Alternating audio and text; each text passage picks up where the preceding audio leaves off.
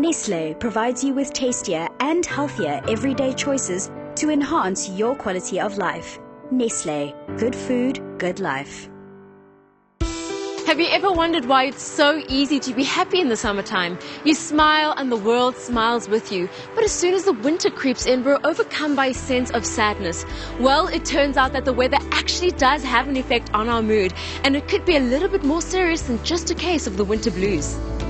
For a better understanding of how our mental state and emotions are affected by the winter weather, we visited Bella Vida Centre to speak with Shireen Glenn-Spearin.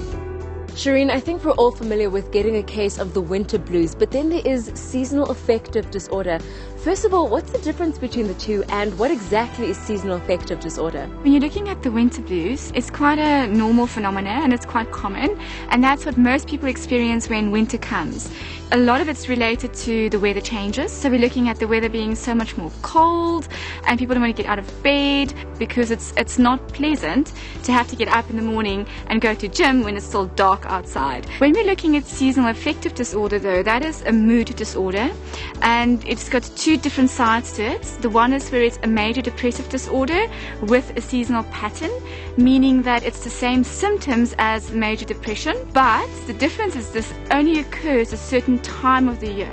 On the other side of it, we've got the bipolar mood disorder with the seasonal pattern, which means the symptoms will be more towards the bipolar side of it, which you're looking at then having a depression and also having a manic or a hypomanic episode.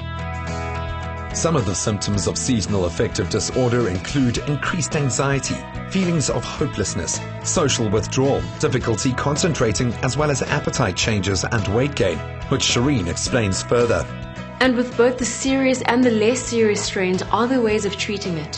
When you're looking at it from a more serious point of view, then you would look firstly at medication, which would be an antidepressant for the major depressive disorder type, and then a mood stabilizer for the bipolar type. Also, on top of that, you'll do CBT, which is cognitive behavior therapy with a psychologist. And then there's different alternative therapies like light therapy, and some people prescribe vitamins like vitamin B. Exercise always helps. And then eating healthy, not changing your eating habits too much, because we also find that when people tend to overeat in winter times, they gain weight, which in return then obviously will make them feel worse again. And is it possible that we're more prone to seasonal affective disorder according to where we live?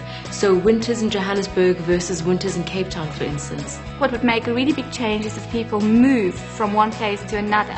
Where, for example, if you grew up in Johannesburg and you're used to winters being quite cold, but there's still a lot of light, and you move to Cape Town where all of a sudden winters are still cold but there's not a lot of light, you might start feeling more depressed and down. So yes, definitely that could have an impact.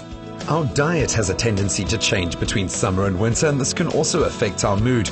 Registered dietitian Elise Barron explains how food can affect our mental state. So Elise, are diet and depression linked, and if so, how? Depression has both a biochemical as well as an emotional component, and as a result nutrition will play a role. Any psychologist or any psychiatrist treating a patient with depression or anxiety or any form of mood disorder will always encourage the patient to make sure they're eating a healthy diet. If, for example, you eat a carbohydrate food that has a high glycemic index, it will shoot up your blood sugar levels very quickly and dip you, and it does the same for your mood. So the key is to avoid as many of the sweets and pastries and bakery goods and all the yummy things that we tend to crave in winter. But there are keys to eating them. So, for example, if you're going to crave a food like that, make sure you have it after a meal that's got protein in it. Protein tends to stabilize blood sugar levels. You can also focus on eating carbohydrate foods that have a low glycemic index. So things that are whole grain, deciduous fruits, things that are unrefined. We also know that a diet that is lacking B vitamins, amino acids, or essential fats can be detrimental to a person being treated with depression, and we also know that an imbalance of blood sugar levels can also contribute negatively. Another great tip to stabilize your mood is to go easy on the coffee and tea. Reduce the amount you consume as well as the amount of sugar you add to your warm drinks. So whether you are suffering from seasonal affective disorder or a simple case of the winter blues, comfort eating might give you a quick fix, but in the end it'll only just add to your problems. Instead, pursue happiness through healthy living and you'll be warm from the inside out this winter. Nestle provides you with tastier and healthier everyday choices to enhance your quality of life. Nestle, good food, good life.